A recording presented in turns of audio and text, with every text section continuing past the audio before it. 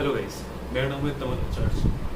मेरे इस चैनल पर आपका स्वागत है। मैं इस चैनल पे सोशल इश्यूज और एनवायरमेंटल इश्यूज के बारे में बात करता हूँ और साथ ही साथ जो सॉल्यूशंस है, जिस सॉल्यूशन के रिगार्डिंग हम वो प्रॉब्लम्स को सॉल्व कर सकते हैं, उसके रिगार्डिंग हम बात करते हैं यहाँ पर। तो आज की इस वीडियो में मैं बात करने वाला हूँ बायोडाइवर्सिटी के बारे में। तो अगर आप ज़्यादा जानना चाहते हो तो प्लीज़ इस चैनल को सब्सक्राइब कर लो, बेल आइकन को हिट कर लो और अगर आपको ये वीडियो अच्छा लगता है लाइक, कमेंट और शेयर जरूर कर देना। तो आइए इस वीडियो को शुरू करते हैं। पहला चीज़ है कि बायोडाइवर्सिटी है क्या। बायोडाइवर्सिटी मतलब जो कुछ भी हमारे आसपास हम लोग देख रहे हैं, जो सराउंडिंग्स हम देख रहे हैं, जैसे कि पेड़ पौधे, फिर जो एनिमल्स है, ठीक है। तो वो सबको अगर हम एक साथ मतलब एक वर्ड में अगर हम लें तो वो होगा बायोडाइवर्सिटी। तो बायोडाइवर्सिटी में बहुत कुछ आ जाते हैं, जैसे कि फॉरेस्ट, ओशंस, फिर डेजर्ट्स, ठीक है। फिर जो स्पीसीज़ है, जैसे कि जो प्लांट स्पीसीज़ है, फिर एनिमल स्पीसीज़ है, तो वो सबको अगर हम मिला लें तो ये सब कुछ लेके हम एक टर्म दे सकते हैं जिसका नाम है बायोडाइवर्सिटी। अब बायोडाइवर्सिटी को हम तीन तरह में हम डिवाइड कर सकते हैं। पहला है जेनेटिक डाइवर्सिटी और या जेनेटिक बायोडाइवर्सिटी। अब जेनेटिक बायोडाइवर्सिटी मतलब जो जीन होते हैं, हमारे जो स्पीसीज का जो जीन होता है, जैसे कि प्लांट्स का एक जीन होता है, एनिमल्स का एक जीन होता है, हमारे ह्यूमंस का भी एक जीन होता है। तो वो सबको अगर हम मिला लें तो इसको हम बोलेंगे कि जीन बायोडाइवर्सिटी। दूसरा है स्पीसीज बायोडाइवर्सिटी। अब स्पीसीज बायोडाइवर्सिटी मतलब जितने भी स्पीसीज है, अलग अलग की प्रजातियां हैं हमारे दुनिया पे, तो उसको हम बोलेंगे कि स्पीसीज बायोडाइवर्सिटी। फॉर एग्जाम्पल हमारे ह्यूमंस, हम जो ह्यूमंस है वो भी हम एक स्पीसीज है। फिर जो प्लांट्स है, एनिमल्स है, तरह तरह के एनिमल्स है, तो सबको मिला के हम बोल सकते हैं कि ये सब एक स्पीसीज बायोडाइवर्सिटी है। और तीसरा है इकोसिस्टम बायोडाइवर्सिटी। इकोसिस्टम बायोडाइवर्सिटी मतलब जो रेन फॉरेस्ट, डेजर्ट्स, माउंटेन्स, वो सब जो हो गया, तो हम उसको बोल सकते हैं जो जहाँ पर एनिमल्स या ह्यूमंस रहते हैं, उसको हम बोल सकते हैं ये एक इकोसिस्टम बायोडाइवर्सिटी है। तो ये था तीन टाइप्स बायोडाइवर्सिटी के। अगर मैं बायोडाइवर्सिटी लॉस के बारे में बात करूँ कि कितने जो सराउंडिंग्स है हमारे आसपास वो सब खराब हो रहे हैं, तो इसमें सबसे पहला नंबर आएगा कि स्पीसीज एक्सटिंक्शन। हमारे जितने भी एनिमल स्पीसीज है वहाँ से एटलीस्ट मतलब मिनिमम 100 से 150 स्पीसीज ऑलरेडी इस जो मतलब 100 साल गुजरे हैं, 1900 से 2000 के लेके सारे एक्सटेंट हो चुके हैं। तो ये एक बहुत एक बड़ा कंसर्न है जो हम लोग को कंसिडर करना होगा कि जो स्पीसीज एक्सटेंट हो रहे हैं, इसका मतलब जो फूड चेन है वो बिगड़ रहा है धीरे धीरे और ये ऑटोमेटिकली हम लोग को इफेक्ट कर रहा है। तो ये सब चीज़ें बहुत एक इम्पॉर्टेंट फैक्टर है, इसलिए ये सबसे मेन, सबसे प्राइम फैक्टर है कि स्पीसीज एक्सटिंक्ट हो जाना। अब ये सवाल उठता है कि ये बायोडाइवर्सिटी लॉस क्यों होता है, ये जो स्पीसीज एक्सटिंक्ट हो जाता है ये क्यों होता है। इसका सबसे पहला रीज़न होगा जो ह्यूमन जो एक्टिविटीज़ है वो सब, जैसे कि हम लोग जंगल काट के हम लोग वहाँ पर घर बसाते हैं, फिर जो एग्रीकल्चर लैंड है वो सब यूज़ करते हैं जंगल काट के। तो ये सब चीज़ें जब तक बंद नहीं होगा, जब तक ये ह्यूमन एक्टिविटीज़ खत्म नहीं हो जाएगा, तब तक ये सब चलता रहेगा और ऊपर से ये बायोडाइवर्सिटी लॉस होता रहेगा। इसी की वजह से ये जनरली क्या होता है, अगर हम जंगल काटते हैं तो मतलब हम किसी का घर तबाह कर दे रहे हैं, राइट। तो ये सब अगर होगा, अगर फॉरेस्ट को अगर हम वाइल्ड फायर से या फॉरेस्ट काट के अगर हम उसमें अगर सब कुछ एक्टिविटीज शुरू करते हैं, कोल माइनिंग हो गया, फिर एग्रीकल्चर लैंड प्रोड्यूस हो गया, ठीक है, तो वो सब अगर हम करना शुरू करते हैं तो ये जो घर है एनिमल्स का वो सब बर्बाद हो रहे हैं। तो ये सब चीज़ें बहुत एक मेन कंसर्न है जिसके रिगार्डिंग ये जो स्पीसीज है वो सब कुछ एक्सटिंक्ट हो जाते हैं। दूसरा मेन फैक्टर है जो है पॉल्यूशन। अब पॉल्यूशन हम सब लोग जानते हैं कि कितना सारा पॉल्यूशन हो रहे हैं और कितने टाइप्स के पॉल्यूशन हम कर रहे हैं जनरली, जैसे कि सॉइल पॉल्यूशन, वाटर पॉल्यूशन, फिर एयर पॉल्यूशन, ठीक है। तो वो सब चीज़ें एक डेंजरस फैक्टर होता है जो स्पीसीज को एक्सटेंड कर देते हैं। फॉर एग्जांपल जितना ज़्यादा एयर पोल्यूशन होगा उतना ही जो बर्ड्स का जो स्पीसीज है वो सब एक्सटेंड हो जाएंगे। अगर वाटर पोल्यूशन अगर हम करेंगे तो वाटर में जो मेरीन लाइफ होते हैं, जो मेरीन स्पीसीज होते हैं, वो सब भी एक्सटेंड हो जाते हैं।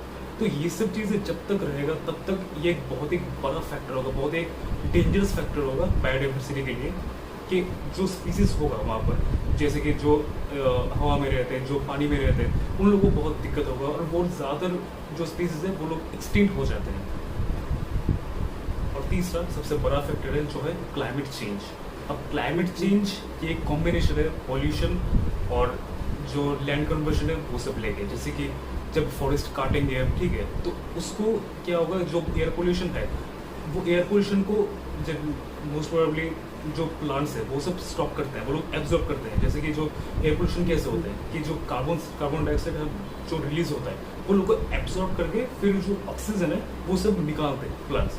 तो ये सब अगर हम करेंगे, ये जो फॉरेस्ट है वो सब अगर हम काट देंगे तो जो पोल्यूशन का लेवल है वो सब बढ़ जाएगा, और इसके रिलेटिंग क्या होगा, जो क्लाइमेट चेंज है वो होने के बहुत ज़्यादा चांसेस हो जाएंगे।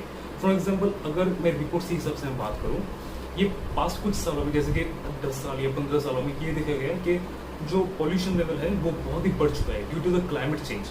अब क्लाइमेट चेंज इतना ज़्यादा इफेक्ट किया, जैसे कि कुछ दिन पहले या कुछ महीनों पहले ऑस्ट्रेलियन वाइल्ड फायर्स हो गए, अभी कुछ दिन पहले कैलिफोर्निया वाइल्ड फायर्स हो गए, ठीक है। तो ये सब चीज़ें क्लाइमेट चेंज की वजह से ये पॉसिबल हो पा रहा है, जिससे क्या होगा कि जो स्पीसीज है, जो एनिमल स्पीसीज है या बर्ड स्पीसीज है, वो लोग को बहुत ही हानि पहुंच रही है और वो लोग एक्सटिंक्ट हो जा रहे हैं। तो ये सब चीज़ें एक बहुत ही ज़्यादा कंसर्न है जो ये स्पीसीज एक्सटिंक्शन करने में बहुत ही मदद करता है और जिसको हमको रोकना हो एज सुन एज पॉसिबल।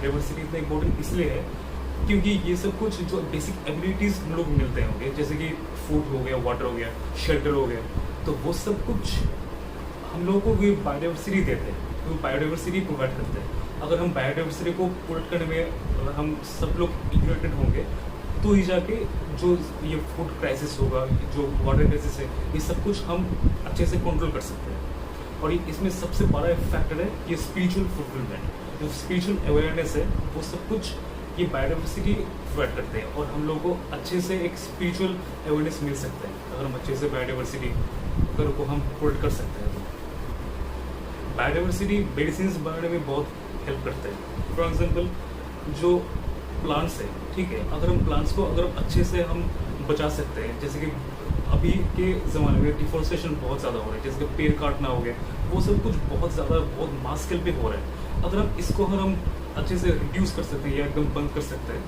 तो इसमें क्या होगा कि जो मेडिसिन है, जो प्लांट से जो मेडिसिन प्रोड्यूस होते हैं, इसको हम मास स्केल पे प्रोड्यूस कर सकते हैं और जितने भी लोग को ये सब चीज़ के बारे में ज़रूरत होगा उन लोगों को हम लोग ये सर्विस प्रोवाइड कर सकते हैं।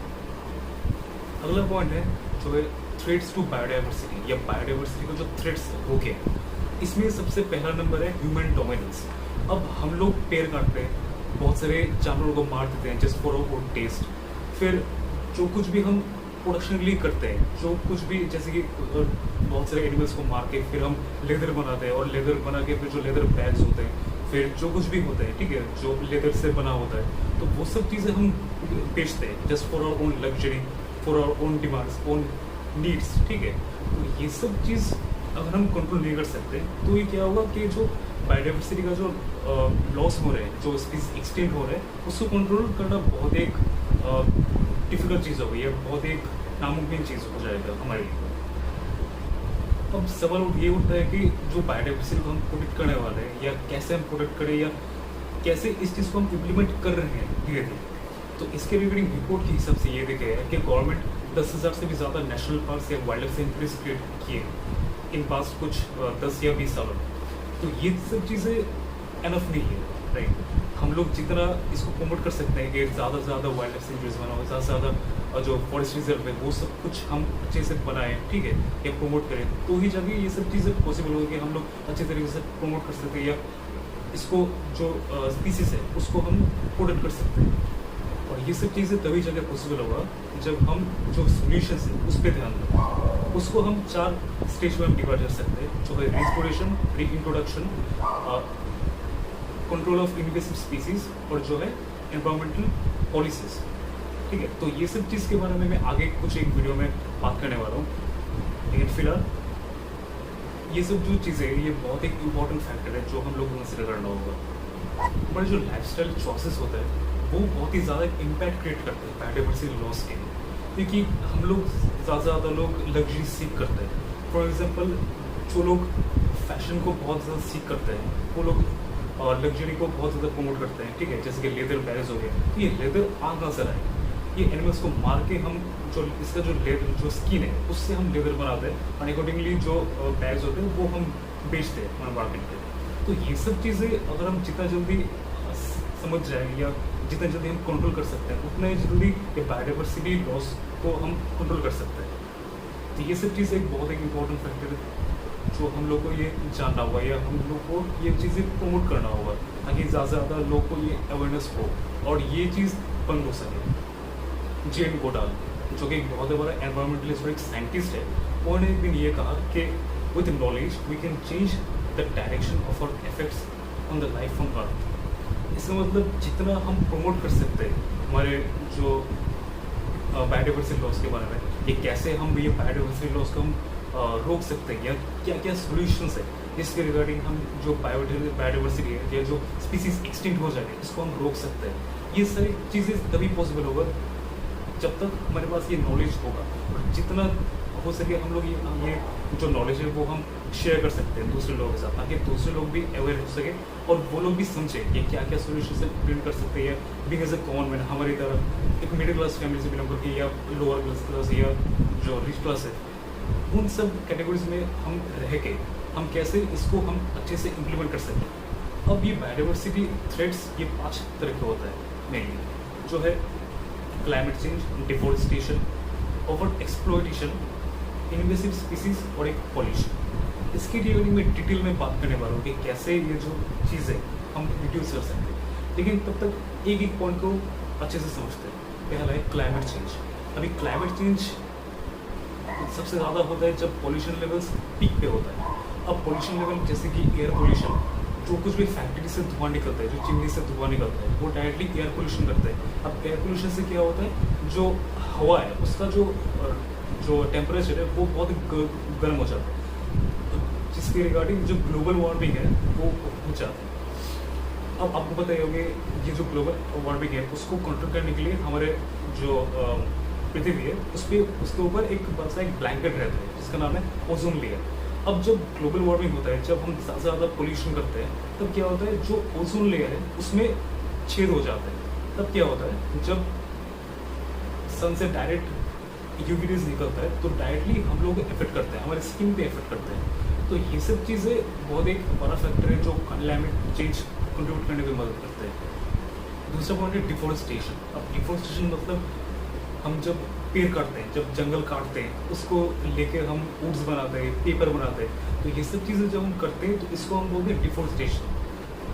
तीसरा है ओवर एक्सप्लॉयटेशन। अब ओवर एक्सप्लॉयटेशन मतलब जो हमारे रिसोर्सेज होते हैं, हमारे पास एक लिमिटेड रिसोर्स होते हैं, ठीक है, लेकिन हमारे जो वांट्स है, जो डिमांड्स है वो भी अनलिमिटेड होते हैं। अब जो रिसोर्स को अगर हम लिमिटेड वे में अगर हम यूज़ कर सकते हैं, ठीक है, या जो लिमिटेड रिसोर्स है उसको अगर हम अच्छे से यूज़ कर पाएँ तो ही जाके ये बायोडाइवर्सिटी को हम बचा सकते हैं या बायोडाइवर्सिटी का जो लॉस हो जाए उसको हम कंट्रोल कर सकते हैं। फॉर एग्जांपल अगर हम रिसोर्स को ज़्यादा यूज़ करेंगे तो ये क्या होगा, जो हमारे नीड्स है, जो हमारे डिमांड्स होंगे तो वो सब कुछ हम कंट्रोल नहीं कर सकते, वो सब कुछ हम फुलफिल नहीं कर सकते। तो इसके रिगार्डिंग इसको बोलते हैं हम ओवर एक्सप्लॉयटेशन। तो आज की इस वीडियो में इतना ही। अगले वीडियो में मैं बात करूंगा कि इसका सॉल्यूशंस क्या क्या स्टेप्स हम उठा सकते हैं being as a common man, एक कॉमन पब्लिक हो गया, ठीक है, एक सिटीजन्स के नाते, ताकि हम ये जो बायोडाइवर्सिटी है या जो सोसाइटी है इसको हम कैसे बचा सकते हैं। तो अगर आपको इस वीडियो को अच्छा लगता है तो प्लीज़ इसको लाइक कर देना, शेयर कर देना, कमेंट भी कर देना और प्लीज़ इस चैनल को सब्सक्राइब कर देना ताकि हर एक वीडियो इसके रिगार्डिंग जो कुछ भी मैं वीडियो बनाऊँगा आगे तो ये सब कुछ ये सारे वीडियोज़ आपके पास पहुँच जाए। जय हिंद।